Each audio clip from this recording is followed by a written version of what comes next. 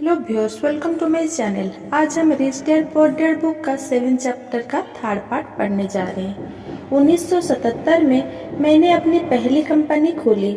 अम्मी डैडी ने मुझे और माइक को कंपनियां चलाने का प्रशिक्षण दे रखा था, तो अब मुझे उन्हें स्थापित करना ही सीखना था। मेरा पहला उत्पाद था नायलॉन और बेलक्रो का वॉलेट, जो फॉर ईस्ट में बनता था और समुद्री जहाज से न्यूयॉर्क में एक वेयरहाउस तक आता था। मेरी औपचारिक शिक्षा पूरी हो चुकी थी और अब मेरे पंखों की मजबूती की परीक्षा का समय आ गया था। अगर अब मैं असफल होता तो मैं दिवालिया हो गया होता। अम्मी डैडी का मानना था कि 30 साल के पहले दिवालिया होना सबसे अच्छा होता है, आपके पास संभलने का मौका होता है। उनकी सलाह थी। मेरे 30वें जन्मदिन की शाम को मेरा पहला शिपमेंट कोरिया से न्यूयॉर्क के लिए रवाना हुआ। आज मैं अंतर्राष्ट्रीय स्तर पर बिजनेस करता हूँ और जैसा मेरे अमीर करता है। आज मेरी निवेश कंपनी दक्षिण अमेरिका, एशिया, नॉर्वे और रूस। डैडी मुझे प्रोत्साहित किया करते थे। मैं विकासशील देश पर ध्यान केंद्रित में निवेश करती है। एक कहावत है, जॉब एक संक्षिप्त रूप है जस्ट ओवर ब्रेक का, और दुर्भाग्य से ये करोड़ों लोगों के लिए सही साबित होता है। चूंकि स्कूल ये नहीं समझाता कि फाइनेंशियल बुद्धि भी बुद्धि का एक रूप है, इसीलिए ज्यादातर कर्मचारी या मजदूर अपने साधनों के भीतर रह रहे हैं। वे मेहनत करते हैं और अपने बिल चुकाते हैं। एक और डरावनी मैनेजमेंट थ्योरी है, काम करने वाले इसीलिए कड़ी मेहनत करते हैं ताकि उन्हें नौकरी से ना निकाला दिया जाए, और मालिक उन्हें केवल उतना ही देते हैं ताकि काम करने वाले छोड़कर ना चले जाएं। और अगर आप ज्यादातर कंपनियों की तनख्वाह देखें तो आप पाएंगे कि इस बात में थोड़ी बहुत सच्चाई तो है। इसका कुल परिणाम ये होता है कि ज्यादातर कर्मचारी आगे नहीं बढ़ पाते। वे वही करते हैं जो उन्हें सिखाया जाता है, सुरक्षित नौकरी खोज लो। ज्यादातर काम करने वाले कम समय के पुरस्कार जैसे वेतन और दूसरे फायदे के लिए काम करते हैं, परंतु दीर्घकालीन दृष्टि से ये उनके लिए घाटे का सौदा साबित होता है। इसके बजाय मैं युवा लोगों को यही सलाह दूंगा कि नौकरी खोजते समय वे इस बात पर कम ध्यान दें कि वे कितना कमा रहे हैं, और इस बात पर ज्यादा ध्यान दें कि वे कितना सीख रहे हैं। रास्ते पर आगे की तरफ देखकर यह तय करें कि किसी खास फाइनेंशियल को चुनने के पहले और चूहा दौड़ में फंसने से पहले वे कितने दक्षताओं में पारंगत होना चाहते हैं। एक बार लोग बिल चुकाने की आजीवन प्रक्रिया में फंस जाते हैं तो वे छोटे होम स्टोर्स की तरह धातु के छोटे पहियों में के चारों तरफ घूमते रहते हैं। उनके छोटे पैर तेजी से घूमते हैं, पहिए भी तेजी से घूमते हैं, परंतु आने वाले कल में भी वे उसी पिंजरे में रहेंगे, नौकरी। जेरी मैगवार फिल्म में टॉम क्रूज का बहुत बढ़िया रोल था, और इस फिल्म में कई बहुत जोरदार संवाद थे।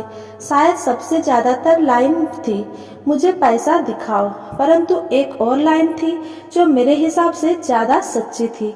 यह उस दृश्य में थी जहां टॉम क्रूज फॉर्म छोड़कर जा रहा है, उसे नौकरी से निकाल दिया गया है और यह पूरी कंपनी से पूछता है, मेरे साथ कौन आना चाहता है, और सब लोग मौन और स्तब्ध रहते हैं। केवल एक औरत बोलती है, मैं आना चाहती हूँ, परंतु मेरा 3 महीने में प्रमोशन होने वाला है। ये वाक्य शायद पूरी फिल्म का सबसे सच्चा वाक्य है। यह उस तरह का वक्तव्य है जो बिल चुकाने के लिए मेहनत करने वाले लोग हमेशा इस्तेमाल करते हैं। मैं जानता हूँ कि मेरे पढ़े लिखे डैडी हर साल तनख्वाह बढ़ने की आशा लगाए रखते थे और हर साल उन्हें निराशा होती थी, इसीलिए वे फिर से स्कूल जाकर और ज्यादा योग्यताएं हासिल करते थे ताकि उन्हें एक और बेहद वेतन बुद्धि मिल सके, परंतु एक बार फिर उन्हें निराशा ही हाथ लगती थी। मैं अक्सर लोगों से यह सवाल पूछता हूँ, रोजमर्रा की यह गतिविधि आपको कहाँ ले जा रही है? छोटे हैमस्टर की तरह लोगों को ये देखना चाहिए कि उनकी कड़ी मेहनत का नतीजा क्या निकल रहा है, उनका भविष्य कैसा होगा। Cyril Wickfield the American Association of Retired fetal के भूतपूर्व एग्जीक्यूटिव डायरेक्टर का कहना है कि प्राइवेट पेंशन की हालात बहुत खराब है। पहली बात तो ये है कि आज काम करने वालों में से 50% को कोई पेंशन नहीं मिलेगी। इसी बात से चिंता होनी चाहिए। और बाकी बचे 50% में से भी 75 से 80% लोगों को नाम मात्र की पेंशन मिलेगी, जो $50 या $150 या $300 प्रति माह होगी। अपनी पुस्तक द रिटायरमेंट मिथ में क्रेग एस कपेल लिखते हैं, मैं एक बड़ी राष्ट्रीय पेंशन सलाहकार फर्म के मुख्यालय में गया और मैं मैनेजिंग डायरेक्टर से मिला, जिसकी विशेषज्ञताएं बढ़िया रिटायरमेंट योजनाएं तैयार करने में थी। जब मैंने उनसे पूछा कि छोटी ऑफिस में काम करने वाले लोगों को पेंशन से कितनी आमदनी की उम्मीद करनी चाहिए, तो उसने विश्वास भरी मुस्कुराहट के साथ कहा, सिल्वर बुलेट। सिल्वर बुलेट का क्या मतलब होता है, मैंने पूछा। उसने अपने कंधे उचकाया। अगर बुजुर्गों को लगता है कि बुढ़ापे में उनके पास जिंदा रहने के लिए पर्याप्त धन नहीं है, तो वे अपने आप को गोली मार सकते हैं। कोपेल इसके बाद पुराने रिटायरमेंट प्लान और ज़्यादा खतरनाक नए 4011 सुखद तस्वीर नहीं है। और यह तो हुई रिटायरमेंट की बात। जब इस तस्वीर में मेडिकल फीस और दीर्घकालीन नर्सिंग होम सुविधा को जोड़ दिया जाता है तो तस्वीर डरावनी हो जाती है। उनकी 1995 की पुस्तक में वे बताते हैं कि नर्सिंग होम की फीस $30,000 प्रति वर्ष से $1,25,000 प्रति वर्ष है। वो अपने इलाज के साफ सुथरे परंतु साधारण नर्सिंग होम में गए और उन्होंने 1995 में कीमत को $88,000 पाया।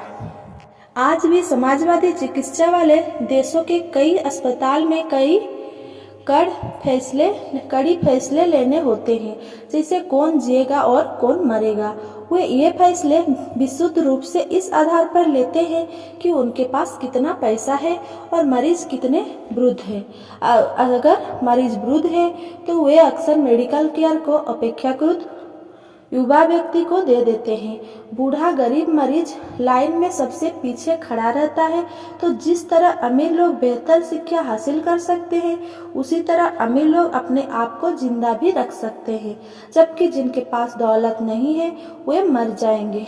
तो मैं हैरान हो जाता हूँ कि क्या कर्मचारी भविष्य में देख पा रहे हैं या उनकी भविष्य दृष्टि केवल उनकी अगली तनख्वाह तक ही जाती है और वे अपने आप से कभी दूरगामी भविष्य के बारे में सवाल ही नहीं करते। जब मैं ज़्यादा पैसा कमाने की इच्छा रखने वाले व्यस्त के सामने बोलता हूँ तो मैं हमेशा एक ही चीज़ की सलाह देता हूँ।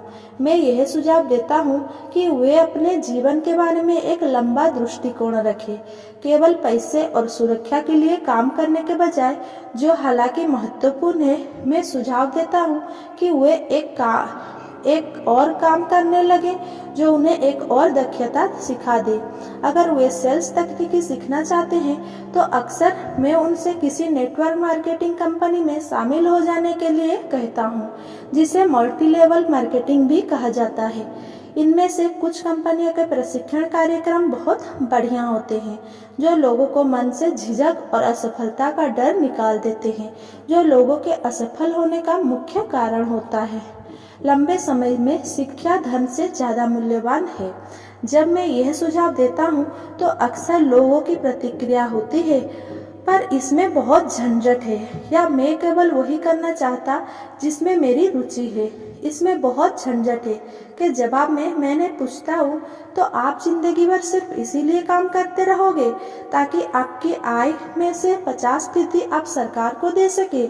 दूसरे वयस्क में केवल वही करना चाहता हूँ जिसमें मेरी रुचि है के जवाब में मैं कहता हूँ, मैं जिम जाने में बिल्कुल रुचि नहीं रखता हूँ, परंतु मैं वहाँ इसीलिए जाता हूँ ताकि मैं ज़्यादा फिट हो सकूँ और ज़्यादा समय तक जिंदा रह सकूँ। दुर्भाग्य से उस पुरानी कहावत में कुछ सच्चाई है। आप एक बूढ़े कुत्ते को नई चालबाजी नहीं सिखा सकते। जब तक कोई आदमी बदलने के लिए तैयार ना हो, बदलना बहुत कठिन होता है। परंतु उन लोगों के लिए जो कुछ नया सीखने के विचार से प्रेरित हो सकते हैं और दोराहे पर खड़े हैं, मेरा सुझाव यही है, जिंदगी बहुत हद तक जिम जाने की ही तरह है। इसमें सबसे दर्द भरा हिस्सा वहां जाने का फैसला लेना है। एक बार आप यह फैसला कर लेते हैं तो बाकी सब आसान हो जाता है। ऐसे कई दिन आए हैं जब मैं जिम जाने के नाम से कांप जाता हूँ, परंतु एक बार मैं वहाँ पहुँच जाता हूँ और काम शुरू कर देता हूँ तो मुझे इसमें मज़ा आने लगता है। जब मैं वहाँ से निकलता हूँ तो मुझे हमेशा खुशी होती है कि मैं वहाँ गया था।